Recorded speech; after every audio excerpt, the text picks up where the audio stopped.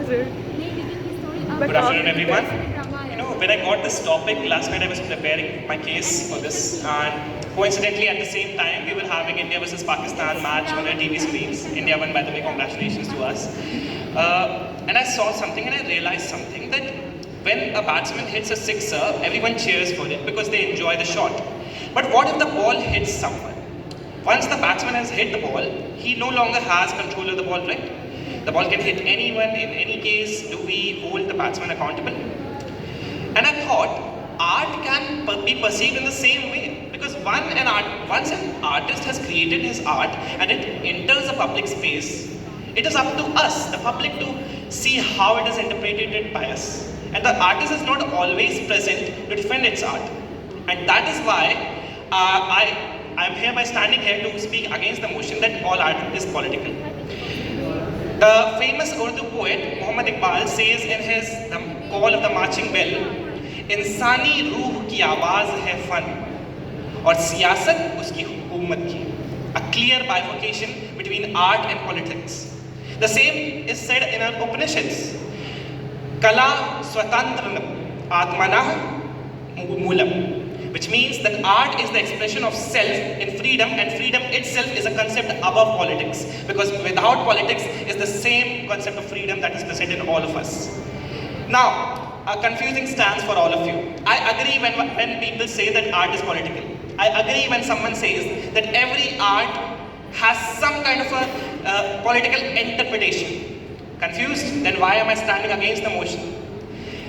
My problem is with the word all. When we say that all art is political, we diversify a statement. We make a statement, a regime, and all of us know what happens when an unprecedented regime covers all of us. As one of the speakers before me said, a mother singing a lullaby for her child is not political. She doesn't have a political agenda to it. But again, as my partner said, it can be interpreted in a political way, and that is interpretation. That is not intent. Because intent is very different from interpretation, let me remind you. Again, Oscar Wilde says art is one of the strongest form of individualism that a person can perceive. And individualism, again, is anti-political. And that is why art cannot be political in its basic form. One of other states I found that saying that art is not political is apolitical in itself.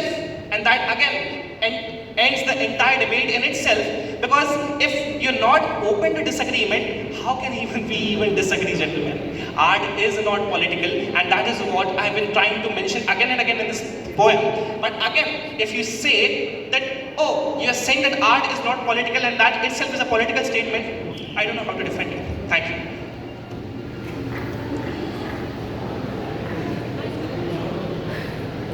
Not you. Oh, sorry. Do you agree with the point that art is political? Or do you agree with the point that art is related to society? If you agree with this point, then tell me, society is totally related with the circumstances of law. Law से related होती है. अगर कोई law से related है, then tell me why? क्या वो depression नहीं है तरीके से? हाँ भाई, बड़ो मेरे से. खुशी के तरीके का So ready. How would you reflect? Thank you. I love those kinds of questions. See, art existed beyond society, before even society was a thing. Art existed before even law was created. As one of the speakers said, paintings on caves and carvings on caves, they were earlier times of communication. But now we see them as art because we now see them on a broader perspective. We see what they try to convey about their surroundings. So if you say that art is linked to law and society, I agree with you. It is linked and it has a political interpretation. But again, if you see it from a broader perspective and if you ask the writer or the artist that did you create it with a political intent, I'll say it is doubtful. Thank you. I hope I have satisfied you.